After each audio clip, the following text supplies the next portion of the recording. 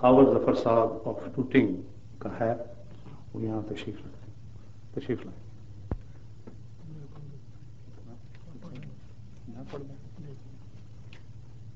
کہہ رہے ہیں کہ میں پڑھ دوں۔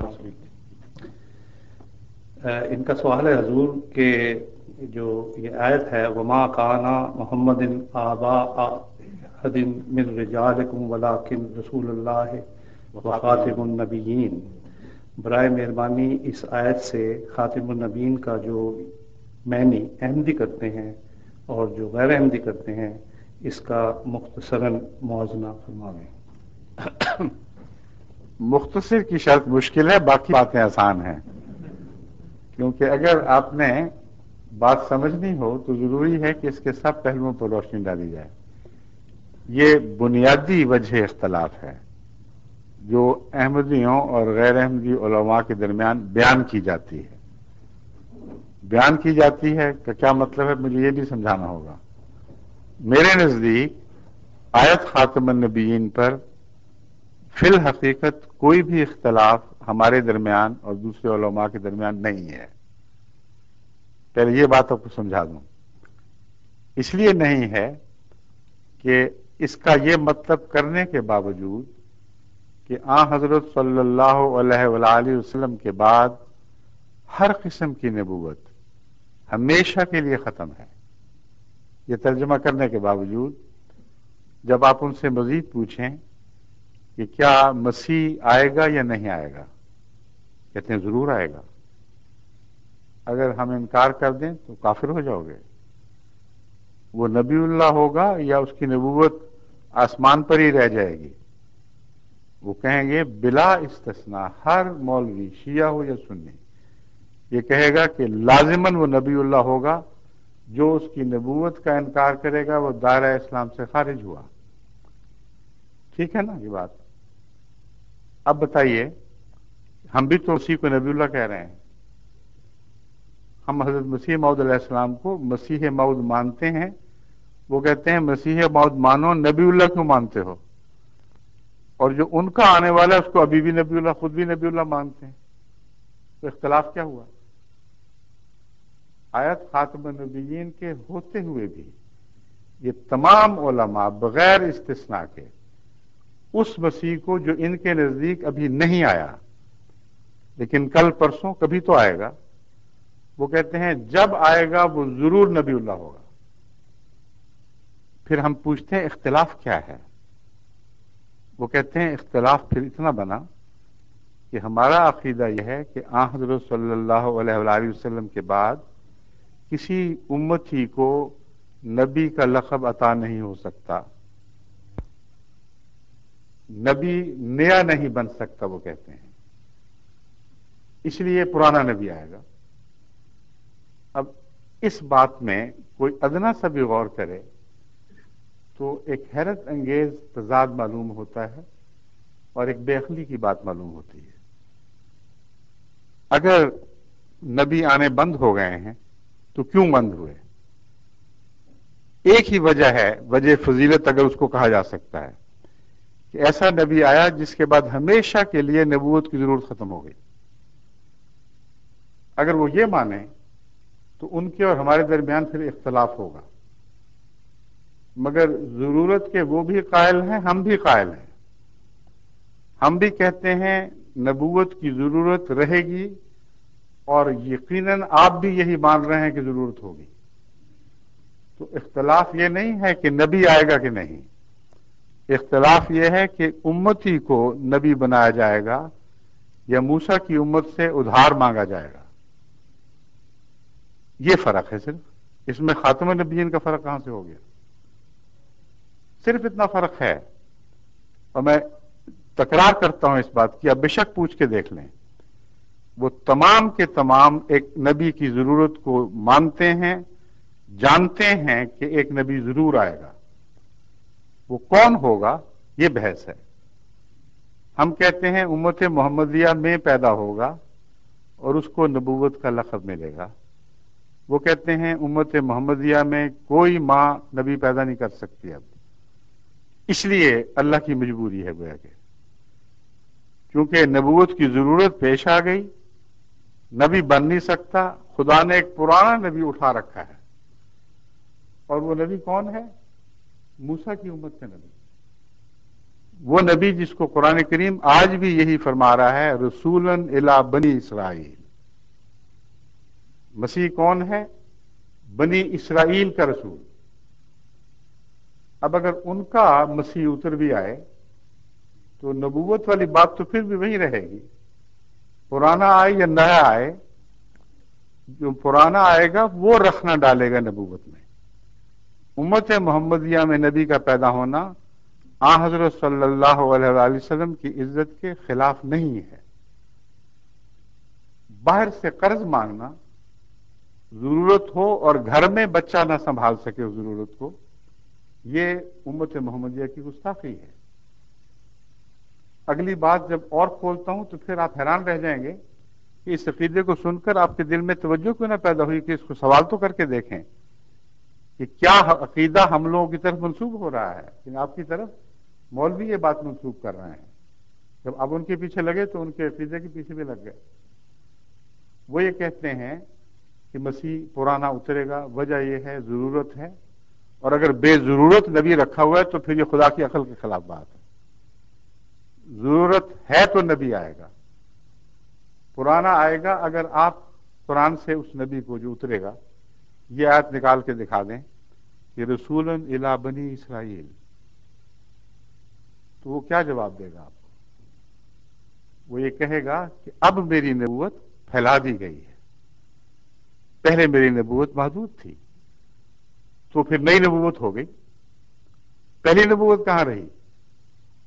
پہلی نبوت محدود بنی اسرائیل کی نبوت ہے، اور جب تک اس کو نئی نبوت عطا نہ ہو وہ امت محمدیہ میں آ کر حکمرانی نہیں کر سکتا۔ حضرت صلی اللہ علیہ وآلہ وسلم اور پہلے نبیوں کے درمیان ہم جب فرق دکھاتے ہیں تو ایک بڑا اہم اور بنیادی فرق یہ بتاتے ہیں کہ رسول اللہ صلی اللہ علیہ وآلہ وسلم پہلے اور واحد نبی ہیں جو تمام بنی نوع انسان کے نبی بنائے گئے۔ اس سے پہلے کبھی کسی کو تمام بنی نوع انسان کی حکمرانی نہیں بخشی گئی۔ ایسی قطعی اور حقیقی بات ہے کہ اس پر متعصب سے متعصب مولوی بھی اختلاف رائے نہیں رکھ سکتا۔ درست ہے، عیسیٰ ان میں تھے کہ نہیں تھے؟ اگر تھے تو یہ انقلاب کب آیا کہ عیسیٰ جو بنی اسرائیل کا محدود نبی تھا وہ محمد رسول اللہ کی عالمی نبوت میں شریک ہو گیا؟ شریک وہ ہوتا ہے جو باہر سے آتا ہے۔ بیٹا اپنے باپ کی دولت میں وارث کہلاتا ہے، شریک نہیں ہوا کرتا۔ اس لیے ہمیں جو کہتے ہیں شرک فی النبوت کرتے ہو، خود مشرک فی النبوت ہیں اور اول درجے کے۔ اور پھر آگے دیکھیں اس کا مطلب کیا بنتا ہے۔ کیا عیسیٰ نبی اللہ پر آسمان پر قرآن کریم نازل کیا گیا تھا جو رسول اللہ علیہ وسلم پر نازل ہوا؟ نہیں کیا گیا۔ جب اس کو تعلیم اور دی گئی تھی، اور قرآن فرماتا ہے اس کو انجیل کی تعلیم دی گئی تھی جس میں اس پر فرض کیا گیا تھا کہ وہ بائبل پر عمل کرے، اور یہ آیت قرآن کریم میں موجود ہے کہ اس نے دعویٰ کیا کہ میں بائبل میں ایک شوشہ بھی اضافے کے لیے یا اس کو کم کرنے کے لیے نہیں آیا۔ مسلمہ عقیدہ ہے یہ، تو اس کو نئی نبوت کہتے ہیں، دی جائے گی، اس کو قرآن دیا جائے گا۔ اور چونکہ اس نے نبی غیر نبی سے تعلیم حاصل نہیں کیا کرتا کلام الہی کی، اس لیے یہ عقیدہ انہوں نے بنایا ہے کہ قرآن اس پر دوبارہ نازل کیا جائے گا۔ اگر نہیں کیا جائے گا تو اس کو کیا پتا قرآن کیا ہے؟ اس کو تو بائبل کا پتا ہے۔ قرآن کا تو اشارتاً بھی اس کو کوئی کچھ بتایا نہ گیا پہلی زندگی میں۔ نیا آیا ہے تو گویا نیا قرآن لے کے آیا ہے۔ قرآن وہی صحیح جو محمد رسول اللہ کا ہے صلی اللہ علیہ وآلہ وسلم، مگر مسیح پر جب تک خدا براہ راست قرآن کریم نازل نہ کرے اس کو قرآن کی تعلیم کا کچھ پتہ نہیں۔ تو وہ شریک مکمل بن جاتا ہے رسول اللہ صلی اللہ علیہ وسلم کا. اس پر ایک دفعہ پھر قرآن نازل کیا جائے گا، اور وہ جس کی حکومت بنی اسرائیل تک محدود تھی وہ کل عالم پر حکمران ہوگا. یہ نبی پرانا نبی نہیں ہے، یہ نیا نبی ہے.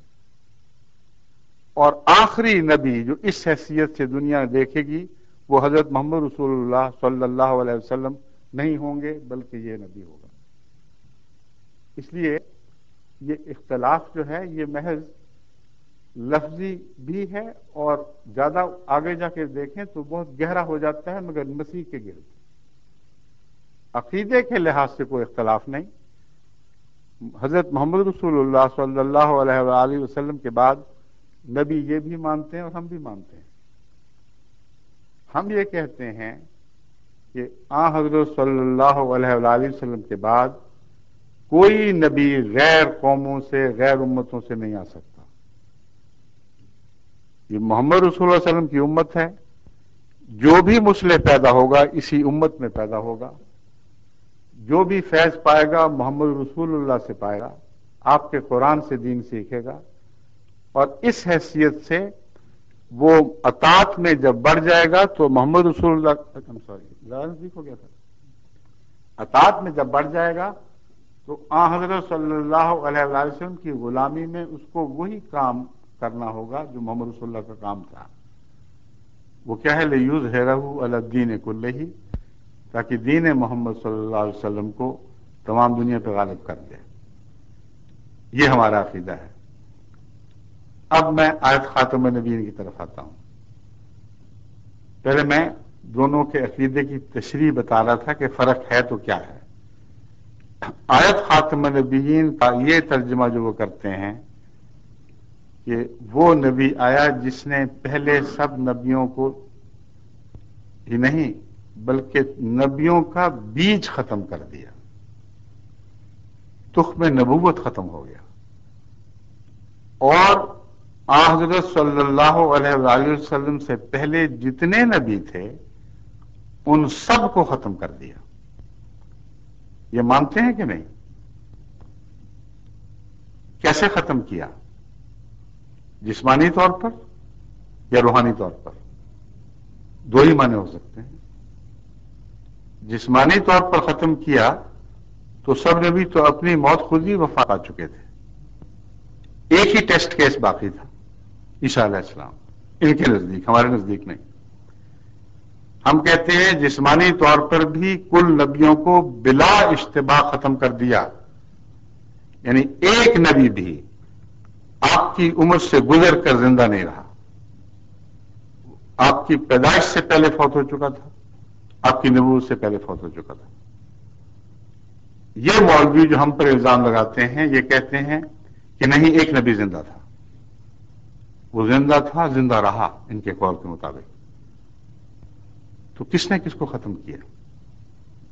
وہ نبی جو رسول اللہ اکرم صلی اللہ علیہ وآلہ وسلم سے 570 سال پہلے ان کے بیان کے مطابق پیدا ہوا، اور 570 سال کی عمر میں وہ آسمان پر بیٹھا ہوا دیکھ رہا تھا، اور اس کے سامنے ایک بچہ پیدا ہوتا ہے، اس کے سامنے جوان ہوتا ہے، اپنی نبوت کا دور ختم کر کے گزر جاتا ہے. تو کس نے کس کو ختم ہوتے دیکھا؟ ان کے قول کے مطابق نعوذ باللہ من ذالک عیسیٰ علیہ السلام نے رسول کریم صلی اللہ علیہ وآلہ وسلم کو ختم ہوتے دیکھا. اور وہ دونوں یہ دعوے حضرت کے صلی اللہ علیہ وسلم انہوں نے جھٹلا دیے. آپ فرماتے ہیں میں پہلا بھی ہوں اور آخری بھی ہوں. اگر جسم کے لحاظ سے یہ مانتے ہیں تو پہلا تو مسیح تھا، پہلے پیدا ہوا، اور موت کے لحاظ سے مانتے ہیں تو آخری مسیح ہوا، بعد میں مرا ان کے قول کے مطابق. تو ختم نبوت کا تو انہوں نے کچھ بھی باقی نہ رہنے دیا. اگلا قدم فیض کا. سب نبیوں کے فیض قرآن کریم کے نزول سے پہلے ہی ختم ہو چکے تھے. کل انبیاء اپنے فیض کا دور ختم کر کے اپنی صفیں لپیٹ کے جا چکے تھے. ایک مسیحی باقی تھا نا. یہ کہتے ہیں اس کا فیض نہ صرف یہ کہ رسول اللہ صلی اللہ علیہ وسلم ختم نہیں کر سکے، بلکہ براہ راست اس نے خدا سے وہ فیض پایا جو پہلی زندگی میں اس کو حاصل نہیں تھا، فیض میں بڑھ گیا، اور رسول اکرم صلی اللہ علیہ وآلہ وسلم کے وصال کے بعد آپ کی امت کو زندہ کرنے میں بنیادی کردار مسیح ادا کرے گا۔ گویا کہ رسول اللہ صلی اللہ علیہ وسلم کی امت تو مر رہی تھی، اس میں سانس لینے کی طاقت نہیں رہی تھی، زندہ کیا تو موسوی امت کے مسیح نے۔ تو فیض کیسے ختم کیا؟ نہ جسم ختم کر سکے، نہ فیض ختم کر سکے، اور دعویٰ یہ ہے کہ ہم ختم نبوت کے قائل ہیں۔ غلط کہتے ہیں۔ میں علماء کو بارہا یہ کہہ چکا ہوں کہ اس معاملے پہ گفتگو کرو، میں ثابت کروں گا کہ تمہارے معنوں میں بھی جو ہم مانا کرتے ہیں وہ بہت بلند ہے، جو تم مانا کرتے ہو اس میں بھی ہم قائل ہیں، تم قائل نہیں ہو۔ اور وہ ختم کا معنی ختم کرنا، جیسا کہ میں بیان کر رہا ہوں، یہ کرتے ہیں۔ اور میں ثابت کر چکا ہوں کہ نہ وہ جسم کو ختم مانتے ہیں جسمانی لحاظ سے، نہ روحانی لحاظ سے۔ جماعت احمدیہ دونوں لحاظ سے حضرت صلی اللہ علیہ وسلم کو خاتم مانتی ہے، اور قرآن کریم میں خاتم النبوت نہیں لکھا گیا، خاتم النبیین لکھا گیا ہے۔ النبیین، جتنے بھی نبی تھے کلہم، ان سب کو محمد رسول اللہ صلی اللہ علیہ وآلہ وسلم نے ختم فرما دیا۔ اور ہم کہتے ہیں کہ عیسیٰ آپ سے پہلے وفات پا چکے تھے، اس لیے کوئی نبی بھی جسمانی لحاظ سے آپ سے آگے نہیں نکل سکا۔ روحانی فیض آپ کی امت تک محدود رہا، اور اس میں بھی عیسیٰ کو تو یہ بھی توفیق نہ ملی کہ 30 سے زیادہ اپنے متبعین پیچھے چھوڑ کر جاتا، اور روحانی لحاظ سے بہت قربانی کرنے والا مگر کامیابی کے لحاظ سے ایک بے طاقت نبی دکھائی دیتا ہے۔ اس کے وصال کے بعد لمبے عرصے کے بعد پھر رفتہ رفتہ خدا نے غلبہ عطا کیا ہے، مگر زندگی میں حضرت عیسیٰ علیہ السلام کو یہ شرف نصیب نہ ہوا۔ حضرت محمد رسول اللہ صلی اللہ علیہ وآلہ وسلم کو زندگی میں یہ شرف نصیب ہوا کہ آنکھیں بند نہیں کی جب تک عرب نے وہ انقلاب برپا نہ کر دیا جس کا بیڑا تنہا اٹھایا تھا، اور حیرت انگیز انقلاب تھا جو عرب کی حدوں سے چھلانگ لگا کر ایک طرف کسرا کی حکومت میں داخل ہو چکا تھا، دوسری طرف قیصر کی حکومت میں داخل ہو چکا تھا۔ رسول اللہ علیہ وسلم کی زندگی میں یہ واقعہ ہوا ہے۔ اس نبی کی خدمت کی امت کو زندہ کرنے کے لیے مسیح کو لایا جانا تھا۔ ایک لغو خیال ہے، جماعت احمدیہ اس کو رد کرتی ہے، اس کو آیت خاتم النبیین کے منافی قرار دیتی ہے۔ ہم کیا معنی سمجھتے ہیں؟ اول وہ معنی سمجھتے ہیں جو عربوں میں رائج تھے اور آج بھی رائج ہیں۔ خاتم کا لفظ قرآن نے ایجاد نہیں فرمایا، ایک عرب محاورے کو استعمال فرمایا ہے جس کو سب عرب جانتے تھے۔ خاتم کا لفظ عرب بہترین کے معنوں میں استعمال کرتے ہیں، جس سے اوپر کوئی نہ ہو، یعنی مقام کے لحاظ سے آخری ہو۔ چنانچہ ابو علی سینا جو مشہور طبیب بلکہ اطباء کے باپ مانے جاتے ہیں، ان کو خاتم الاطباء لکھا جاتا ہے۔ متنبی شاعر جو عربوں کا شاعر ہے، رسول اللہ صلی اللہ علیہ وآلہ وسلم کے بعد آیا ہے، خاتم کا معنی عربوں پہ روشن ہو چکا تھا۔ اس کے باوجود اس کے دیوان اٹھا کر دیکھ لیں، خاتم الشعراء المتنبی، تمام شعراء کا خاتم۔ آگے دیکھیں، ہمارے زمانے میں ہمارے ملک میں حکیم اجمل خان پیدا ہوئے، دہلی میں بہت چوٹی کے حکیم تھے جن کا آج تک نام، ان کے نام کا ڈنکا بجتا ہے طب میں۔ ان کے جو بیاد ہے اس کے اوپر لکھا ہوا ہے خاتم الحکماء یا خاتم الاطباء، دونوں میں سے حکیم اجمل خان صاحب۔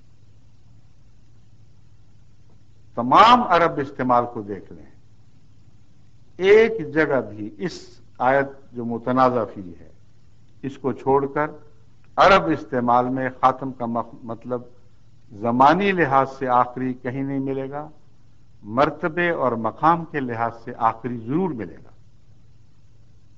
یعنی جب عرب شاعر کو خاتم کہتے ہیں تو مراد یہ ہے کہ اس کمال کا شاعر اب کبھی نہیں آ سکتا۔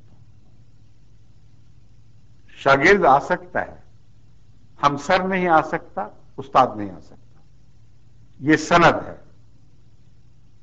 یہ سند چلے گی، خاتم یعنی مہر اس کی چلے گی، اور اس کے مقابل پر جو بھی دعویٰ ہوگا وہ گر جائے گا۔ جس کو تصدیق نہ حاصل ہو اس شاعر کی، وہ بے معنی ہے۔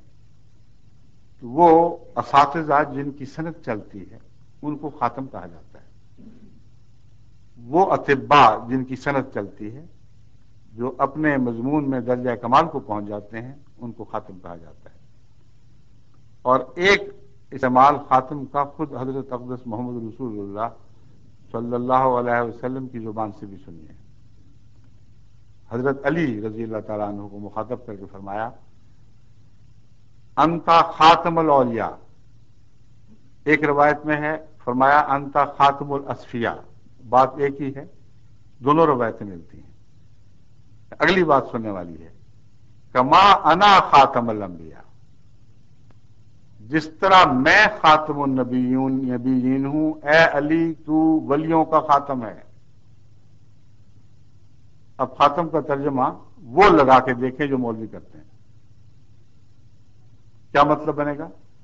کما کا لفظ بھی آ گیا ہے، جیسا میں ویسا تو، خاتم میں ہم برابر ہیں، لیکن میں نبیوں کا خاتم، تو ولیوں کا خاتم۔ تو مطلب یہ بنے گا کہ اے علی، جس طرح میرے آنے کے بعد، یعنی ان مولویوں کے ترجمے کے لحاظ سے، جس طرح میرے آنے کے بعد ہر قسم کی نبوت کی عطا ختم ہو چکی ہے، ہاں پرانا نبی آ سکتا ہے، اس طرح اے علی میرے بعد، تیرے بعد ولایت کی صف اسلام سے لپیٹ دی جائے گی۔ الا ان اولیاء اللہ ہے لا خوف علیہم ولا هم یحزنون کا دعویٰ بیکار جائے گا، قرآن کریم غلط نکلے گا، نعوذ باللہ۔ کوئی ولی پیدا نہیں ہوگا، کیونکہ جیسے میں آخری نبی ہوں اس طرح تو آخری ولی امت میں ہے۔ اس کے بعد کوئی امت کا کوئی شخص کبھی ولی کا منہ نہیں دیکھے گا۔ یہ ترجمہ قابل قبول ہے، تسلیم کر سکتے ہیں؟ ہرگز نہیں۔ کیا ولایت بھی ختم ہو گئی؟ نبوت تو گئی، نبی نہیں آ سکتا، تو کیا ولی بھی کوئی نہیں آئے گا؟ کیونکہ رسول اللہ صلی اللہ علیہ وسلم نے فرمایا ہے علی کو کہ اے علی تو خاتم الاولیاء ہے۔ بس خاتم کا معنی اگر وہ معنی جو مولوی کرتے ہیں تو مطلب یہ ہے تو آخری ولی ہے، اب کبھی کوئی ولی نہیں آئے گا، اور یہ جھوٹ ہے۔ وہ معنی کرنا پڑے گا جو دونوں جگہ برابر اطلاق پائے۔ گز کپڑوں سے تو نہیں بدلا کرتا، گز تو اتنا ہی رہتا ہے، ریشم ناپو یا کھدر ناپو۔ اس لیے لفظ خاتم وہی ہے جو دونوں جگہ برابر استعمال ہوگا۔ جماعت احمدیہ کے نزدیک خاتم کے معنی جو معروف اور رائج ہیں وہ یہاں چلتے ہیں۔ ایک معنی میں نے بتایا ہے سب سے اوپر، سب سے بالا، جس کا مسلک آخری مسلک شمار ہو، جو آخری مانوی سند بن جائے۔ تو مراد یہ ہے کہ جس طرح میں نبیوں کے لیے ایک سند بن گیا ہوں، میرے حوالے کے بغیر کوئی نبی سچا نہیں ہو سکتا جب تک میرے آثار اس میں نہ پائے جائیں، جب تک میری تصدیق نہ پائی جائے، کسی کی نبوت سچی نہیں۔ اس طرح ولایت میں جو تیرا مخالف ہوگا، جس میں تجھ سے مخالف آثار ولایت ہوں گے اور وہ کہے گا میں ولی ہوں، وہ جھوٹ بولتا ہے۔ اس نقطے کو سمجھ کر تمام جھوٹے صوفیاء کا پول کھل جاتا ہے۔ وہ جو حضرت علی کے پیراؤ ہو کر ملتان میں ناچتے پھرتے ہیں اور چمٹے بجاتے ہیں اور علی کا نعرہ بلند کرتے ہیں، وہ حضرت علی رضی اللہ تعالیٰ عنہ کی سنت کے مخالف چل کر ثابت کر دیتے ہیں کہ وہ ولی نہیں ہے، کیونکہ حضرت محمد رسول اللہ صلی اللہ علیہ وسلم نے حضرت علی کو خاتم الاولیاء قرار دے دیا۔ بس اگر حکمت سے بات سمجھیں تو بڑے فوائد ہاتھ آتے ہیں، اگر بے حکمت کی بات کر کے تعصب کے پیچھے چلیں تو سارا فیض ہاتھ سے جاتا رہتا ہے۔ اب آگے چلتے ہیں۔ لفظ خاتم کے اور کیا معنی ہیں؟ انگوٹھی جس کے اوپر کچھ لکھا ہو، کہیں لگائیں تو وہ مہر تصدیق بن جاتی ہے۔ یہ بہت ہی عظیم الشان دعویٰ ہے جس کی نظیر دنیا میں کسی نبی میں نہیں ملتی۔ حضرت صلی اللہ علیہ وآلہ وسلم کو تمام انبیاء کا مصدق قرار دیا گیا ہے۔ مانوی لحاظ سے پہلے بتا چکا ہوں، اب ظاہری معنوں سے بھی مصدق قرار دیا گیا۔ آپ کی مہر تصدیق ہو تو نبی ہے، ورنہ نہیں ہے۔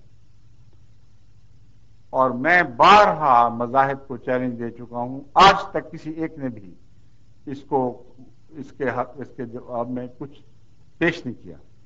وہ یہ ہے کہ ایک نبی مجھے دکھاؤ کل عالم میں جس نے کل عالم کے نبیوں کی تصدیق کی ہو۔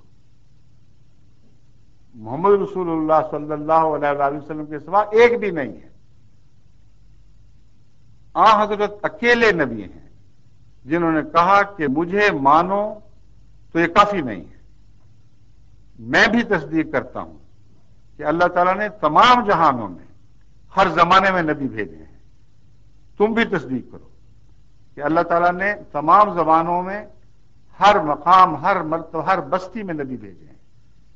یہ مانو گے تو میرا ایمان قبول ہوگا، ورنہ میرا ایمان بھی رہتا ہے، یعنی مجھ پر ایمان لانا بھی رہتا ہے۔ آمن الرسول بما انزل الیہ من ربہ والمؤمنون کل آمن باللہ وملائکتہ وکتبہ ورسلہ لا نفرق بین احد من رسلہ۔ دیکھو محمد رسول اللہ اس شان کے نبی ہیں کہ وہ ایمان لے آئے ہیں اللہ پر اور ملائکہ پر اور کتب پر اور تمام انبیاء پر، اور آپ کے ماننے والے بھی سب کے سب مجبور ہو گئے ہیں کہ وہ ان سب باتوں پر ایمان لائیں، اور دعویٰ یہ کرتے ہیں لا نفرق بین احد من رسلہ، ہم خدا کے بھیجے ہوئے میں سے کسی میں کوئی تفریق نہیں کرتے، جو اس کی طرف سے آیا اس کے سامنے تسلیم خام، اس کو ماننا پڑے گا۔ یہ ہے خاتم نبی۔ اگر کوئی اور ہے تو نکال کے دکھاؤ۔ مانا وہ جو کل عالم پہ اسلام کی فتح کو ثابت کر دے، اس کی برتری کو ثابت کر دے، کوئی مذہب سامنے سر نہ اٹھا سکے۔ ورنہ یہ دعویٰ کہ بعد میں کوئی نبی ہوگا، اس کی کیا دلیل ہے؟ کس نے سارا زمانہ دیکھا ہے؟ کوئی بھی نہیں مانے گا، نہ مانتا ہے۔ پہلے ایمان لاؤ تو پھر مانتے ہو، ورنہ اپنی ذات میں اسلام کی برتری ثابت کرنے کے لیے اس بات میں، اس دعوے میں کوئی بھی دلیل نہیں۔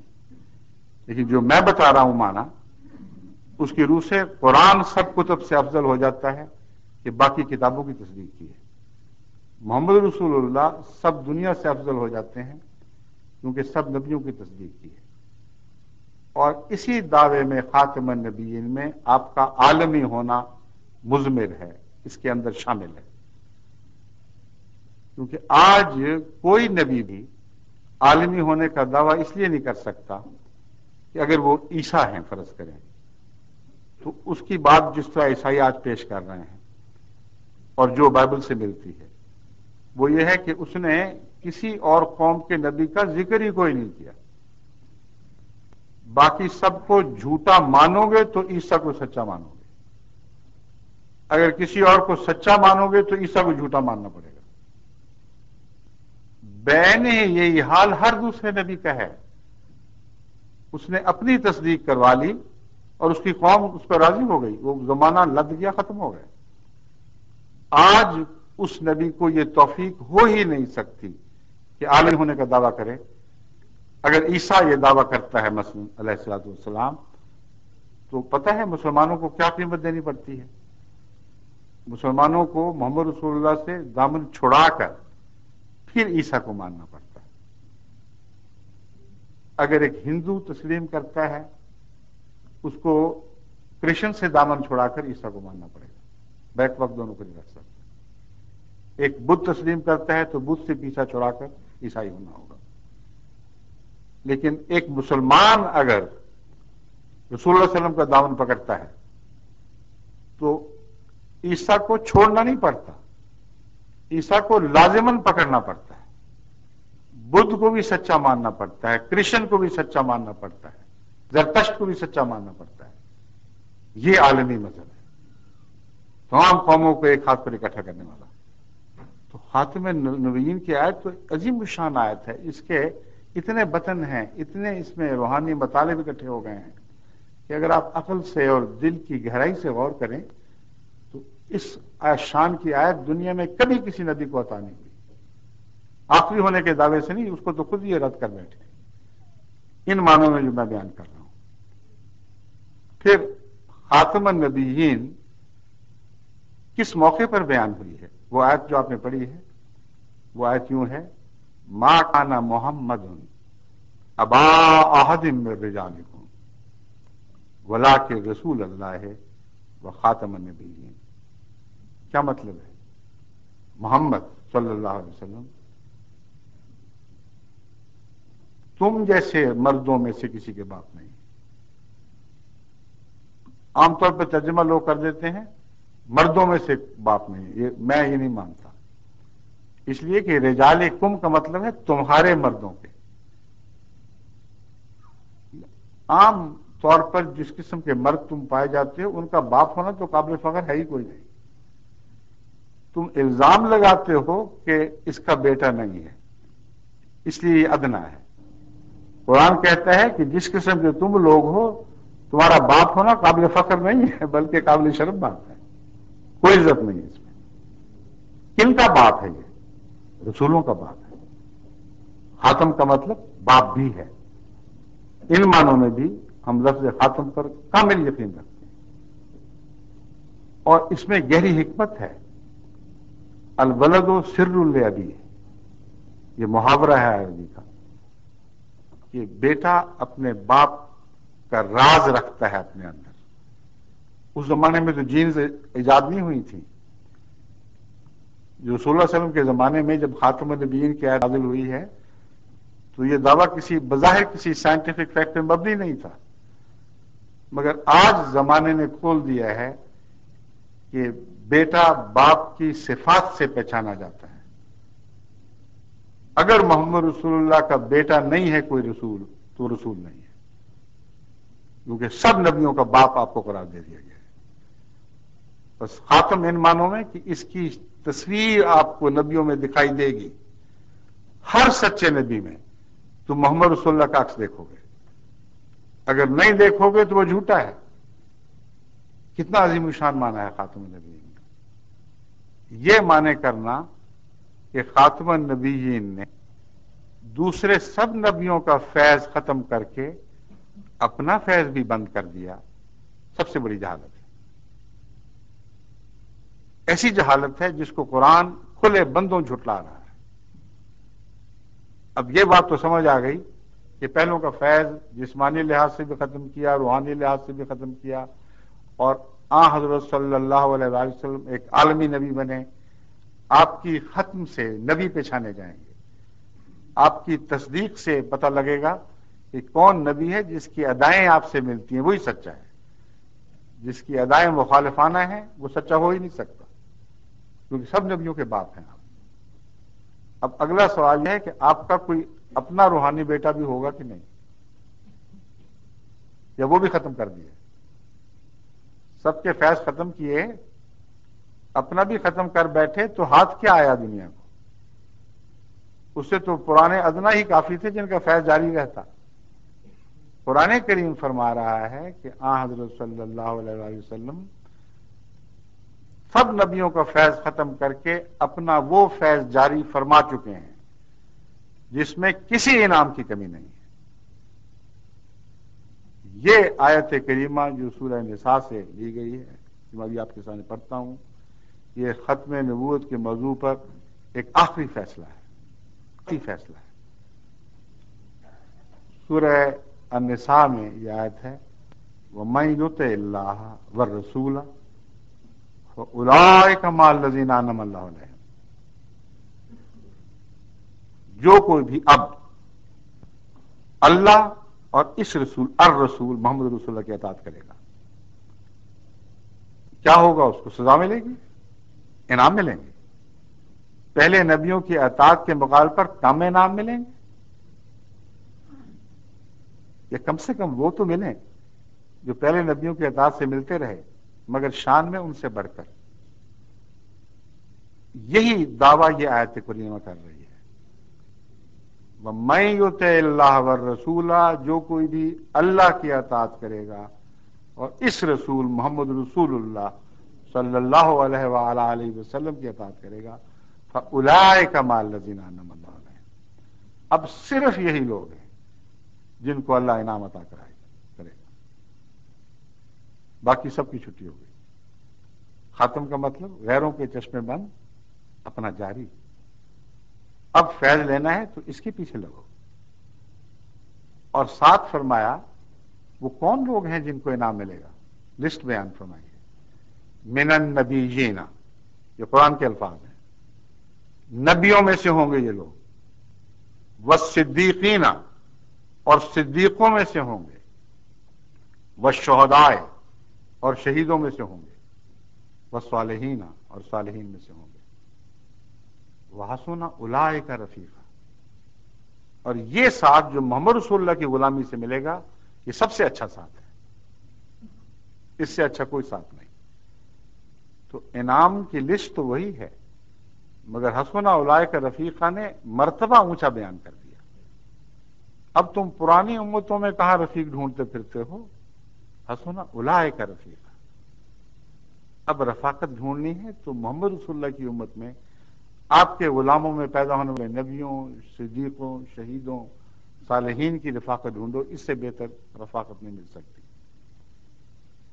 اتنی واضح کھلی ہوئی آیت کے بعد آیت خاتم النبیین کا یہ ترجمہ کرنا کہ آپ نے سب نبیوں کو ختم کیا سوائے عیسیٰ علیہ السلام،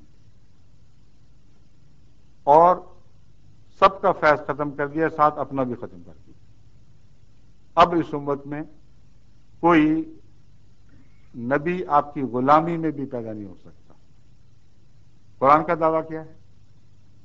غلامی میں پیدا ضرور ہو سکتا ہے مگر صرف نبی نہیں، ہر مرتبہ شان، ہر مرتبہ انعام اب محمد رسول اللہ کی غلامی سے وابستہ ہو چکا ہے۔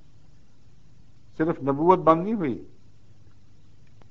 خاتم صدیقیت بھی بند ہے،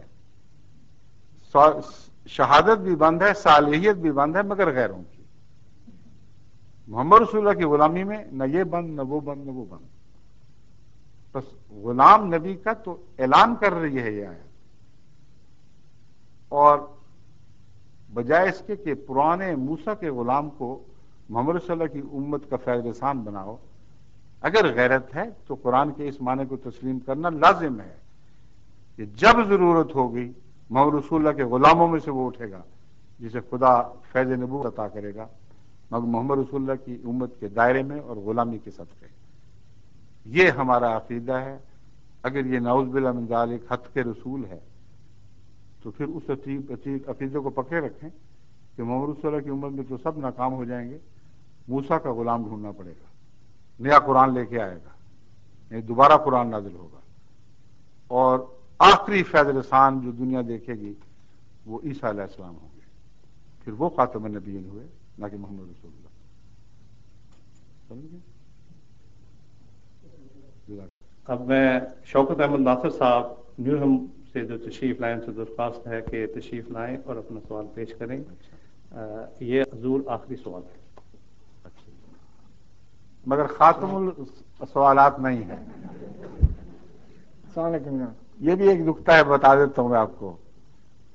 ایک دفعہ یونیورسٹی آف لنڈن میں جب میں طالب علم تھا، وہاں ہمارے استاد نے، جو عربی کے استاد تھے، مسٹر ہاپکنز تھے ان کا نام تھا، انہوں نے ایک عبارت یہ لکھوا دی کہ فلاں خلیفہ بنو امیہ کا آخری خلیفہ تھا، بنو امیہ کا آخری خلیفہ تھا۔ میں نے عمدن اس کا ترجمہ کیا کانا خاتم الخلفاء من خلفاء بنی امیہ، وہ بنی امیہ کا خاتم الخلفاء تھا۔ انہوں نے سرخ لکیر پھیر دی، غلط۔ میں عرب دوستوں کے پاس گیا بھولا بن کر، میں نے کہا اچھا پروفیسر لگا، اس کو عربی نہیں آتی؟ انہوں نے کہا نہیں عربی کیوں نہیں آتی، اور چوٹی کا ماہر ہے۔ میں کہا یہ دیکھو میں نے ترجمہ کیا ہے خاتم الخلفاء تھا وہ بنی امیہ کا خلیفہ جو زمانی لحاظ سے آخری تھا، وہ خاتم الخلفاء۔ عربوں نے کہا ٹھیک کہتا ہے وہ، تم غلط کہتے ہو، تمہیں نہیں عربی آتی۔ میں نے کہا پھر کیا آپ کا مطلب ہے کہ خدا کو بھی نہیں آتی؟ قرآن کریم میں اللہ تعالیٰ آپ کہتے ہیں کہ آخری کے معنوں میں خاتم لفظ استعمال کر رہا ہے، جب میں نے کر دیا تو میں غلط ہو گیا، اگر میں غلط ہوں تو پھر خدا بھی غلط ہو گیا۔ پھر ان کو بات سمجھ آئی، خاتم اعزاز کے لیے ہے، خاتم زمانی لحاظ سے آخری کے معنوں میں نہیں ہے، ورنہ اس کی کچھ بھی معنی نہیں رہتے۔ اچھا آپ بتائیے، اس لیے آپ آخری تو ہیں، خاتم کیا کہہ رہے تھے یہ خاتم السائلین نہیں ہے۔